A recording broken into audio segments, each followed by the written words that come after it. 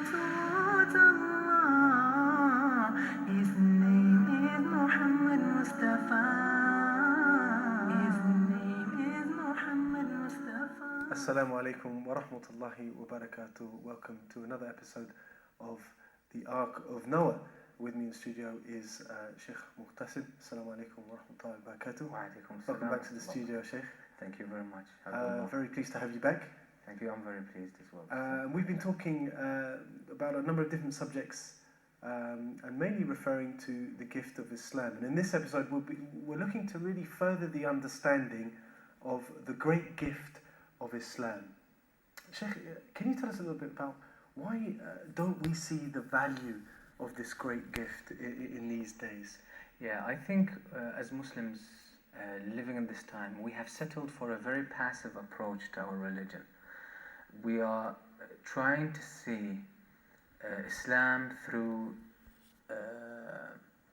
I can say, an impractical kind of approach to Islam. We want to see Islam, or we want to adopt somebody else's understanding of Islam and try to push it on our lifestyle, and it doesn't work like that. In order to approach Islam, we have to have an original kind of outlook.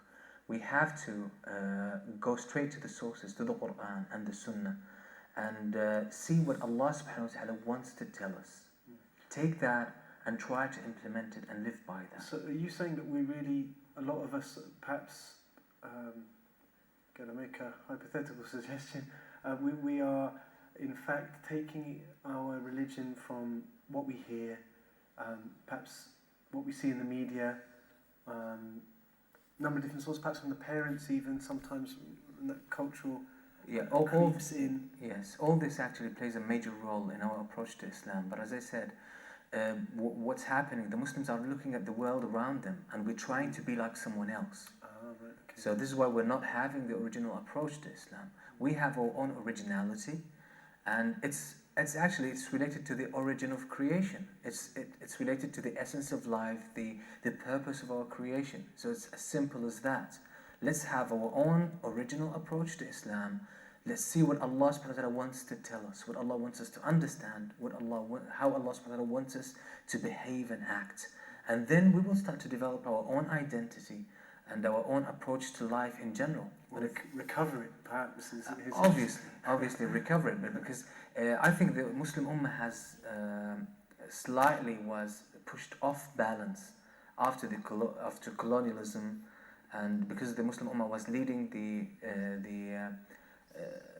the march of civilization, the Muslims were the torch carriers, and over the last few hundred years the Muslims lost that, and obviously the West has taken the lead, and they have done a very great job in terms of technology, in terms of science, specifically about these. All based on many discoveries.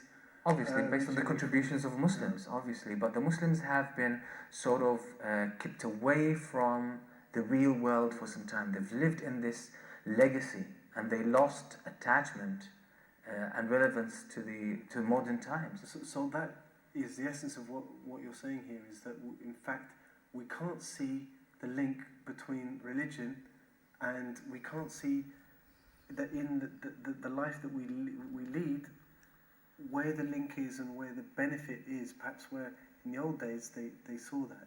It's one of the missing links. It's one of the missing links, and if we don't really realize that we have to develop our understanding of the world, our own understanding of the world that is based on the divine revelation, we will not be able to recover the position or the station the Muslim Ummah has always occupied. If you just want to copy other nations, I mean, they have their own unique approach. We have our own approach. If we want to just turn into copycats and try to mimic somebody else in our approach to life and still maintain Islam, it's just we're trying to make two ends meet, and to me that sounds to be impossible. So the essence of the problem is we don't see value in deen because we don't see the benefit in our situation of bringing religion into our lives.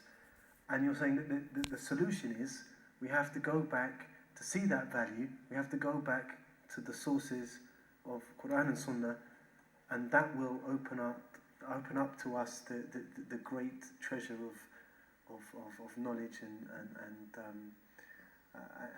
value. That will open up the value or sense of value to the deen. That's perfectly right. That's perfectly right. And unless we appreciate the diversity Allah created in human beings, like now the Western model is not the only one. It's just one model. It's one contribution to humanity. Okay, we appreciate the good aspects of it, and we still have our own comments and our own objections to the negative aspects. But it doesn't mean there is only one way to civilization, that is the Western way, or that is the Eastern way, or that's the Asian way, or the African way. There's a lot of diversity, and Allah subhanahu wa ta'ala has put so much potential in human beings. So all what we have to do is to really start to appreciate our points of strength and develop them. Instead of trying to be somebody else, let's be ourselves. We have the elements to greatness, we have the elements to success, and it's our responsibility to contribute to humanity what we are ought to give. Okay, so getting back to the furthering our understanding of the greatness of this deen, one of the things is of course the idea that this religion is eternal, and it's bringing into focus the akhirah, which seems so far away for many of us. How important is the idea of the akhirah in our lives? How does this affect our value of deen, and why is it so important? This is a very profound question. As human beings, we think that we have our thoughts and that these thoughts are abstract, but it's not the case. You know, as in the IT world, there is no file except with an extension. Now, each file has an extension. It's either .com, .exe, whatever it is. Yes. The same applies to human thought. There is no thought that we entertain except that it has an extension, and this extension is our time horizon. Human beings function within a time frame. Every thought, but because it's very natural, we just don't think about it. We don't realize that we have a time frame, we have a time horizon or a time perspective. And the impact of time horizon is so profound on our thoughts that it can change your whole attitude, your whole life. Can you give us an example Yes. Of that, so we can see that, how that might work if we had this action and how we thought about it in a different way, what it might impact in terms of the action and its effects? Yeah, you know, psychologists have studied children, and they tried to study time horizon with children. Like they had a small child, 4 years old, and they put a candy in front of him, a piece of candy. And they tried that with a huge number of kids. The majority, and they told them, now you have only one candy bar, and if you keep it and not eat it for 10 minutes, you will have 2 more on top of that. But if you eat it, you won't have any more. That's it. Most of the children, they could not resist the temptation. What a taste. Yeah. So they were after immediate gratification. The very few who resisted the immediate temptation, they studied them on the long run until they reached puberty, until they became adults. At the age of 18, they found that the very few children who could resist the immediate temptation or immediate gratification, they had more strategic thinking. So they developed the ability and the skill of planning for the future. So having a balance between present and future. Whereas most of the children who could not resist the immediate gratification, their life most of the time was in a mess. They lacked the skills of planning and a long-term kind of focus. A very practical example that we have in the Quran were the magicians of Fir'aun. The magicians of Fir'aun used to worship Fir'aun, and what they were after were actually money and status. So this is why they said to Fir'aun, when he brought them to challenge Musa, they said, are we going to be rewarded with money? He said, yes, and I will give you social status. So they would do anything to get these two. So the end justified the means. But when they saw the signs and they became Muslims, imagine, just a few seconds ago, they used to fear Fir'aun more than anybody else. As Iman entered their hearts, when Fir'aun threatened them, he said, you have believed in Musa and Harun, I will crucify you and I will cut off your hands and your feet from opposite sides. What did they say to Fir'aun? They were cowards. just a few seconds ago. And now what happened? As Iman entered, the time horizon stretched. What did they say to him? They said, Inna ila rabbina muqalibun. We will return to Allah. So the time horizon stretched, carried into their hearts. So the whole vision of life, the whole outlook on life was totally different. So they became different people.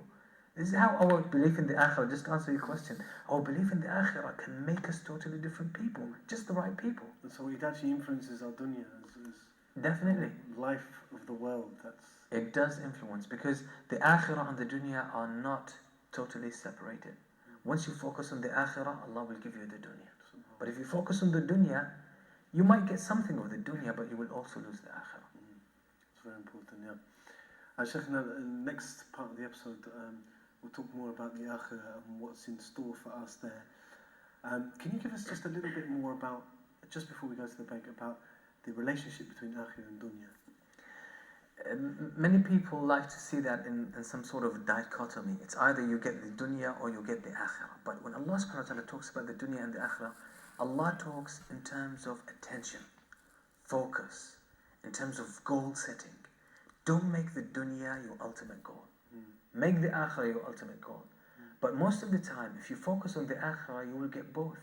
Because the Prophet ﷺ says in the hadith, he says, من كانت الآخرة همه من كانت الدنيا همه شتت الله عليه أمره وجعل فقره بين عينيه. Whoever makes the dunya his main focus and his ultimate goal, Allah will increase his worries, and Allah will cause poverty to be in front of him. Wherever he goes, he will find poverty, and he will get nothing of this dunya except what Allah wrote for him. وَمَنْ كَانَتِ الْآخِرَةُ هَمَّهُ, the one who makes the Akhirah his main focus, جَمَعَ اللَّهُ لَهُ أَمْرَهُ. Okay, Shaykh, I'm going to stop you right there. Yes. Okay, we're going to go to a break now. Stay with us. Assalamu alaikum wa rahmatullahi wa barakatuh.